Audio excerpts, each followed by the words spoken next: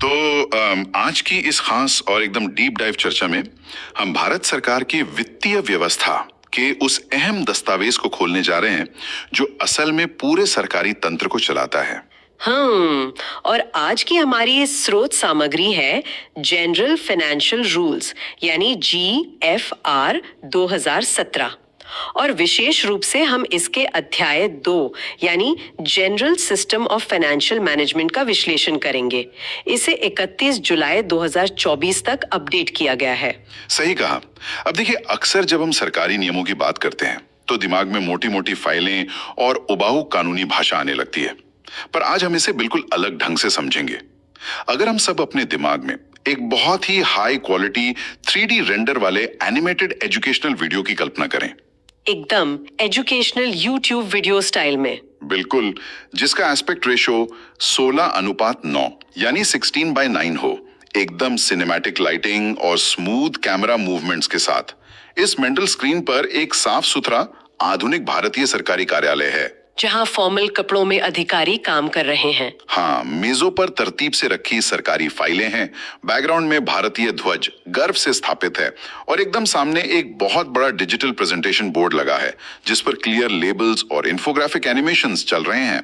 ये विजुअलाइजेशन सच में बहुत जरूरी है क्योंकि जब इन नियमों की बात आती है तो लोग तकनीकी शब्दों के जाल में उलझ जाते हैं, पर अगर हम इन नियमों के पीछे के क्यों और कैसे को समझे तो ये पूरी व्यवस्था बहुत ही तार्किक लगने लगती है। और इसीलिए इस चर्चा का मिशन यही है कि सरकारी परीक्षा की तैयारी करने वाले उम्मीदवारों, विभागीय ट्रेनिंग ले रहे अधिकारियों और इस देश का सिस्टम समझने की चाहत रखने वाले हर व्यक्ति के लिए ये एक बेहद रोचक ट्रेनिंग सेशन बन जाए। ये नियम सिर्फ कागजी निर्देश नहीं है। नहीं, बिल्कुल नहीं। ये एक विशाल लोकतांत्रिक देश के खजाने को सुरक्षित रखने वाले मजबूत पहरेदार हैं। तो चलिए इस रियलिस्टिक 3D कार्टून स्टाइल वाले दफ्तर में चलते हैं और समझते हैं कि जमीनी स्तर पर ये काम कैसे करते हैं। तो शुरुआत करते हैं इस डिजिटल बोर्ड पर उभरते हुए सबसे पहले नियम से, जो है रूल 7। अगर हम इसे रोजमर्रा की जिंदगी से जोड़कर देखें तो ये वैसा ही है जैसे किसी को सैलरी मिलती है और वो उसे घर में गड्ढे के नीचे छिपाने के बजाय तुरंत बैंक अकाउंट में जमा कर देता है। सही उदाहरण है। रूल 7 साफ तौर पर कहता है कि सरकार को मिलने वाला कोई भी पैसा बिना किसी देरी के तुरंत गवर्नमेंट अकाउंट में जमा होना चाहिए। यानी उस डिजिटल बोर्ड पर एक एनिमेशन चल रहा है जहां पैसे के सिक्के बिना रुके सीधे एक बड़े गवर्नमेंट अकाउंट वाले वॉल्ट में जा रहे हैं। इसमें किसी भी तरह की लेट लतीफी या पैसे को अपने पास रोक कर रखने की सख्त मनाही है। बिल्कुल, ये बिना देरी का नियम व्यवस्था की पारदर्शिता का सबसे पहला कदम है। सरकारी मशीनरी में पैसे का फ्लो रुकना नहीं चाहिए। और इसके ठीक बाद आता है रूल 8, जो इस बात का जवाब देता है कि ये सारा पैसा आखिर जाता कहाँ है। तो अगर हम स्मूथ कैमरा मूवमेंट के जरिए उस वॉल्ट के अंदर देखें तो क्या दिखता है? वहाँ ये सारा पैसा 3 अलग अलग बड़ी तिजोरियों में बट जाता है। ये 3 तिजोरियां सीधे भारत के संविधान से जुड़ी हुई हैं और हर तिजोरी का अपना एक अलग मकसद और अलग चाबी है। उन 3 तिजोरियों को समझना सच में बहुत दिलचस्प है। जो पहली तिजोरी है वो सबसे विशाल है। इसे कंसोलिडेटेड फंड या समेकित निधि कहा जाता है, जिसका जिक्र संविधान के अनुच्छेद 266(1) में है। हाँ, आर्टिकल 266(1). इसे हम सरकार का मुख्य बैंक अकाउंट मान सकते हैं। सरकार जो भी डायरेक्ट या इनडायरेक्ट टैक्स वसूलती है या जो भी लोन बाजार से लेती है वो सब इसी एक मुख्य वॉल्ट में जाता है। और इसमें से 1 रुपया भी निकालने के लिए संसद की मंजूरी लेनी पड़ती है ना? एकदम सही। संसद की मंजूरी का मतलब है जनता की मंजूरी। अब आते हैं दूसरी तिजोरी पर।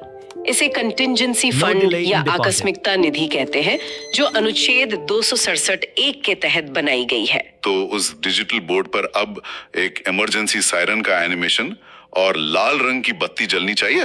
कर संसद का सत्र बुलाने का इंतजार तो नहीं कर सकती उस वक्त। वही तो, उस वक्त इसी कंटिंजेंसी फंड से पैसा निकाला जाता है। बाद में जब संसद बैठती है तब मुख्य वॉल्ट से पैसा निकालकर वापस इस इमरजेंसी वॉल्ट में डाल दिया जाता है ताकि ये फिर से भर जाए। ये काफी व्यवहारिक है। और जो तीसरी तिजोरी है वो थोड़ी अलग प्रकृति की है। इसे पब्लिक अकाउंट यानी लोक खाता कहा गया है। अनुच्छेद 266(2) के तहत। अगर हम इसे आसान भाषा में समझें तो इस वॉल्ट में जो पैसा है वो असल में सरकार की कमाई नहीं है। यहाँ सरकार सिर्फ एक बैंकर या ट्रस्टी की भूमिका निभा रही है। जैसे सरकारी कर्मचारियों का प्रोविडेंट फंड या कोर्ट में जमा की गई जमानत की रकम। एकदम वही, या फिर पोस्ट ऑफिस की बचत योजनाएं। ये पैसा आज नहीं तो कल उस व्यक्ति को वापस करना ही होता है, इसीलिए इसे सरकार के मुख्य राजस्व से अलग रखा जाता है ताकि सरकारी खर्चों और जनता की अमानत के बीच कोई गलमेल न हो।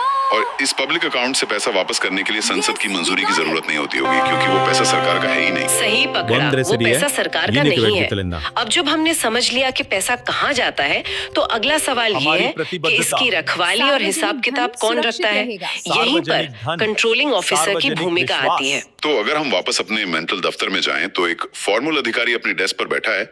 रूल 9 से 11 और रूल 26 इसी अधिकारी की जिम्मेदारियां तय करते हैं। हाँ, वहाँ एनिमेशन में दिख रहा है कि वो अधिकारी लगातार रिसीट्स और एक्सपेंडिचर के डेटा पर बारीक नजर रख रहा है।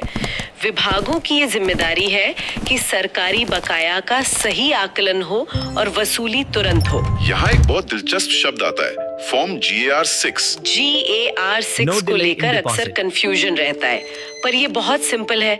जैसे किसी शॉप पर कैश देने पर एक पक्की सीरियल नंबर वाली रिसीट मिलती है, बिल्कुल वैसा ही, ताकि दिन भर के गुल्ले का हिसाब रहे। बिल्कुल, सरकारी विभागों में जहां कैश लिया जाता है वहां इसी रिसीट बुक का इस्तेमाल होता है। नियम कहता है कि इस बुक का मेंटेनेंस बहुत कड़ाई से होना चाहिए। कौन सी रिसीट यूज हो रही है, कौन सी खाली है, सबका पक्का हिसाब, ताकि पैसे की हेराफेरी ना हो सके। पर एक कंट्रोलिंग ऑफिसर का काम सिर्फ कलेक्शन नहीं है। असली टेस्ट तब शुरू होता है जब बात पैसा खर्च करने की आती है। रूल 26 इस अधिकारी के 4 मुख्य कर्तव्यों को डिफाइन करता है। हाँ, पहला ड्यूटी तो ये है कि जो भी खर्च हो रहा है वो उस विभाग के बजट एलोकेशन की सीमा के भीतर होना चाहिए। अगर 100 करोड़ का बजट है तो 101 करोड़ खर्च नहीं कर सकते। और दूसरा कर्तव्य बहुत कड़ी नजर मांगता है, पैसा सिर्फ उसी काम के लिए खर्च हो जिसके लिए वो पास हुआ है। इसे एक उदाहरण से समझते हैं। मान लीजिए स्वास्थ्य मंत्रालय ने किसी सरकारी अस्पताल को नई MRI मशीन के लिए फंड दिया है, तो वहाँ का अधिकारी उस फंड से अस्पताल के एडमिनिस्ट्रेटिव ब्लॉक के लिए महंगे सोफे नहीं खरीद सकता, या अपने कैबिन के लिए नया AC नहीं लगवा सकता। पैसा जिस काम के लिए टैग होकर आया है वही लगेगा ना चाहिए, किसी निजी स्वार्थ के लिए नहीं। और चौथा है एक स्ट्रॉन्ग इंटरनल कंट्रोल मैकेनिज्म बनाए रखना। यानी अधिकारी सिर्फ ऑडिट वालों का इंतजार नहीं कर सकता कि वो आकर गलती पकड़ें, उसे खुद चौकन्ना रहना होगा। सही कहा। और जब हम सार्वजनिक धन की रक्षा की बात कर रहे हैं तो फाइनेंशियल प्रोप्राइटी यानी वित्तीय औचित्य का सिद्धांत सबसे ऊपर आता है। GFR का रूल 21 मेरी नजर में इस पूरे दस्तावेज का सबसे दार्शनिक हिस्सा है। रूल 21 एक सुनहरे नियम की तरह लगता है। उस डिजिटल बोर्ड पर इसे सोने के अक्षरों में लिखा जा सकता है। ये कहता है कि सरकार का पैसा खर्च करते वक्त उतनी ही सतर्कता बरतनी चाहिए जितनी एक आम समझदार व्यक्ति अपना खुद का खून पसीने का पैसा खर्च करते वक्त बरतता है। इसका सीधा सा अर्थ ये है कि अधिकारी ये सोचकर लापरवाही नहीं कर सकता कि अरे ये तो सरकार का पैसा है, मुझे क्या। अगर खुद के लिए बाजार से सामान लेते वक्त 4 दुकानों पर भाव ताव किया जाता है तो सरकारी खरीद में भी वही सतर्कता दिखानी होगी। बिल्कुल। और ये नियम कुछ कड़े प्रतिबंध भी लगाता है। कोई अधिकारी ऐसा खर्च पास नहीं कर सकता जिससे उसे या उसके परिवार को फायदा हो रहा हो। आप अपनी ही किसी कंपनी या रिश्तेदार को टेंडर नहीं दे सकते। पर एक सवाल यहाँ ये उठता है कि क्या सरकारी पैसा किसी खास वर्ग या समुदाय के लिए खर्च किया जा सकता है? एक लोकतंत्र में ये बहुत चर्चा का विषय रहता है। रूल 21 इस पर बहुत स्पष्ट लाइन खींचता है। सरकारी पैसा किसी विशेष व्यक्ति या खास वर्ग के फायदे के लिए तब तक खर्च नहीं किया जा सकता जब तक कि इसके पीछे कोई मान्यता प्राप्त सरकारी नीति यानी गवर्नमेंट पॉलिसी ना हो, या फिर कोर्ट का कोई आदेश हो। हाँ, या कोर्ट ऑर्डर। इसका सीधा सा मतलब है कि टैक्स पेयर का पैसा किसी की मनमर्जी से किसी एक ग्रुप को खुश करने के लिए नहीं लुटाया जा सकता। हर खर्च के पीछे एक ट्रांसपेरेंट नीति होनी ही चाहिए। ये सिस्टम सच में बहुत आश्वस्त करने वाला है। अब आगे बढ़ते हैं एक और बहुत टेक्निकल पर इम्पोर्टेंट हिस्से की तरफ, जो है सैंक्शन यानी मंजूरी। रूल 22 साफ कहता है कि किसी भी कॉम्पिटेंट अथॉरिटी यानी सक्षम अधिकारी की मंजूरी के बिना एक पैसा भी खर्च नहीं किया जा सकता। जैसे क्रेडिट कार्ड की एक लिमिट होती है, वैसे ही हर अधिकारी की अपनी एक फाइनेंशियल पावर तय होती है। लेकिन यहाँ रूल 29 एक बहुत बड़ा ट्विस्ट लाता है। वो कम्युनिकेशन की बात करता है। ट्विस्ट यही है कि सिर्फ फाइल पर साइन कर देना काफी नहीं है। रूल 29 कहता है कि इस फाइनेंशियल सैंक्शन की जानकारी प्रॉपर्ली अकाउंट्स ऑफिसर और ऑडिट ऑफिसर तक पहुंचनी जरूरी है, ताकि एक प्रॉपर पेपर ट्रेल बनी रहे। एकदम। अकाउंट्स और ऑडिट वाले सरकारी खजाने के असली गेटकीपर हैं। उन्हें पता होना चाहिए कि कौन सा खर्च किसने मंजूर किया है और क्या उस अधिकारी के पास वो पावर थी भी या नहीं। इसी पेपर ट्रेल से ही तो बाद में अकाउंटेबिलिटी बनती है। इसी से जुड़ा एक रूल है, रूल 30। इसे हम 12 महीने का नियम कह सकते हैं। अगर हम उस डिजिटल स्क्रीन पर एक काउंटडाउन टाइमर का एनिमेशन देखें, तो ये नियम कैसे काम करता है? ये नियम पैसा ब्लॉक करके रखने की आदत को रोकता है। मान लीजिए किसी अधिकारी ने किसी प्रोजेक्ट के लिए खर्च मंजूर कर दिया, लेकिन अगले 12 महीने तक ना तो कोई काम शुरू होता है और न ही कोई पेमेंट होती है। तो क्या होता है? तो वो मंजूरी लैप्स हो जाती है, यानी खत्म। वो पुरानी फाइल अब किसी काम की नहीं। अधिकारी को शुरुआत से नई मंजूरी लेनी पड़ेगी। ये इसीलिए है ताकि विभाग बजट मंजूर करवा कर बैठे ना रहे, काम जमीन पर उतारे। पर क्या इसका कोई अपवाद है? क्योंकि बड़े सरकारी प्रोजेक्ट्स में टेंडर निकालने और फाइनलाइज होने में ही कई महीने लग जाते हैं। हाँ, रूल 33 में एक बहुत व्यवहारिक एक्सेप्शन है। अगर मामला स्टोर्स की खरीद का है, जैसे मशीनरी या कंस्ट्रक्शन मटेरियल, और मंजूरी के 1 साल के भीतर टेंडर एक्सेप्ट कर लिया गया है या सप्लायर को ऑर्डर प्लेस कर दिया गया हो। बिल्कुल। ऐसे में 12 महीने बीत जाने के बाद भी वो मंजूरी लैप्स नहीं होती, भले ही पेमेंट ना हुई हो, क्योंकि सरकार ने एक लीगल कॉन्ट्रैक्ट में एंटर कर लिया है। ये बहुत प्रैक्टिकल बात है। अब जरा एक ऐसे परिदृश्य की कल्पना करते हैं जो उस ऑफिस में हो सकता है। मान लीजिए चोरी हो जाती है या आग लग जाती है या कोई बड़ा फ्रॉड सामने आता है। वहाँ रूल 33 आता है।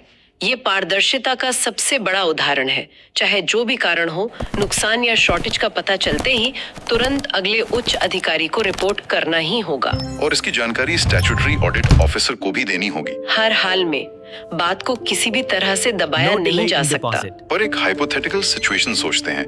अगर किसी कर्मचारी से एक महंगा सरकारी लैपटॉप गुम हो गया, उसने अपनी जेब से नया लैपटॉप खरीदकर दफ्तर में रख दिया और कहा कि प्लीज किसी को मत बताना वरना नौकरी पर आ जाएगी। उसने नुकसान भर दिया, तो क्या फिर भी रिपोर्ट करना होगा? यहीं पर जीएफआर की सख्ती दिखती है। रूल 39 कहता है कि चाहे नुकसान की भरपाई जिम्मेदार व्यक्ति ने कर भी दी हो, फिर भी रिपोर्ट करनी ही होगी। ऐसा क्यों? क्योंकि सिस्टम को ये जानना जरूरी है कि चूक कहाँ हुई, गार्ड कहाँ था, सीसीटीवी काम क्यों नहीं कर रहा था। अगर इस बात को छुपा लिया तो कल को कोई और बड़ा नुकसान हो सकता है। खामियों को फिक्स करने के लिए रिपोर्टिंग मैंडेटरी है। ये सिस्टम की इंटेग्रिटी के लिए सच में बेहतरीन है। अब जब जिम्मेदारी की बात हो ही रही है, तो रूल 70 और इस सोर्स के आखिर में दिए गए अपेंडिक्स 12 की तरफ चलते हैं। रिस्पॉन्सिबिलिटी और अकाउंटेबिलिटी। रूल 70 के तहत किसी भी मंत्रालय का जो सेक्रेटरी होता है, वो उस विभाग का चीफ अकाउंटिंग अथॉरिटी होता है। बक स्टॉप्स हियर, यानी जो भी बजट मिला है उसके सही इस्तेमाल की आखिरी जिम्मेदारी उसी सेक्रेटरी की है। एकदम। अगर कोई बड़ी गड़बड़ी होती है तो उन्हें पब्लिक अकाउंट्स कमेटी यानी पीएसी के सामने पेश होना पड़ता है। वो ये नहीं कह सकते कि गलती नीचे वाले क्लर्क की थी। सांसदों के तीखे सवालों का जवाब उन्हें ही देना होगा। और जहाँ तक इंडिविजुअल रिस्पॉन्सिबिलिटी की बात है, अपेंडिक्स 12 इसमें एक कड़ी और जोड़ता है। ये गुड फेथ यानी सद्भाव में की गई गलती और लापरवाही के बीच फर्क करता है। हाँ, अपेंडिक्स 12 ये मानता है कि इंसान से गलती हो सकती है। अगर कोई अधिकारी सच में पूरी निष्ठा और समझ से काम कर रहा था, पर फिर भी अनपेक्षित नुकसान हो गया, तो उसे माफ किया जा सकता है। क्योंकि सरकार नहीं चाहती कि अधिकारी डर के मारे डिसीजन ही ना ले। पर अगर लापरवाही साबित हो जाए तो तब तो बहुत सख्ती है। अगर बेईमानी, घोर लापरवाही या ड्यूटी में कोताही साबित हो तो स्ट्रिक्ट पर्सनल लायबिलिटी तय होती है। सिर्फ सस्पेंशन नहीं, सरकार को हुए नुकसान की वसूली उस अधिकारी की अपनी जेब या पेंशन से करवाई जा सकती है। वाह, ये सुनकर समझ आता है कि सिस्टम कितना कसा हुआ है। तो अगर इस पूरी चर्चा को समेटा जाए, चाहे वो पैसे का तुरंत डिपॉजिट हो, 3 तिजोरियां हो, फाइनेंशियल प्रोप्राइटी का नियम हो या अकाउंटेबिलिटी तय करना, ये साफ दिखता है कि जीएफआर 2017 की ये नियम सिर्फ कागज का पुलिंदा नहीं है। ये भारत सरकार की फाइनेंशियल इंटेग्रिटी की असली रीढ़ की हड्डी है। और एक पारदर्शी सिस्टम कैसे काम करता है, ये समझना सिर्फ एग्जाम देने वालों के लिए नहीं, बल्कि हर उस इंसान के लिए जरूरी है जो जानना चाहता है कि सिस्टम चलता कैसे है। सही बात है, ये सब पब्लिक मनी है। आखिर में ये उसी टैक्स पेयर का पैसा है जिसे सुरक्षित रखने के लिए इतनी मल्टी लेयर्ड और सख्त व्यवस्था बनाई गई है। बस जरूरत है इनका पूरी ईमानदारी से पालन होने की। और अब इस सेशन को खत्म करते हुए एक आखिरी और थोड़ा गहरा विचार सबके सामने रखना चाहूंगा। क्योंकि जीएफआर हर अधिकारी को ये पैसा अपने निजी धन की तरह सतर्कता से खर्च करने को कहता है। तो जरा सोचिए, अगर कल को टेक्नोलॉजी इतनी एडवांस हो जाए कि देश का कोई भी नागरिक अपने स्मार्टफोन पर एक ऐप खोले और उसे सरकार की इन तीनों बड़ी तिजोरियों के एनिमेटेड वॉल्स और उसके टैक्स के हर एक रुपए का रियल टाइम मूवमेंट दिखने लगे। वाह, क्या कॉन्सेप्ट है। जब हर नागरिक ही एक रियल टाइम ऑडिट ऑफिसर बन जाएगा, तो क्या खर्च करने वाले अधिकारियों की मानसिकता और भी बदल जाएगी? क्या पूरी तरह से डिजिटल और real time transparency he in general financial rules का आखिरी भविष्य है? इस सवाल के साथ आज का ये डीप डाइव हम यहीं समाप्त करते हैं।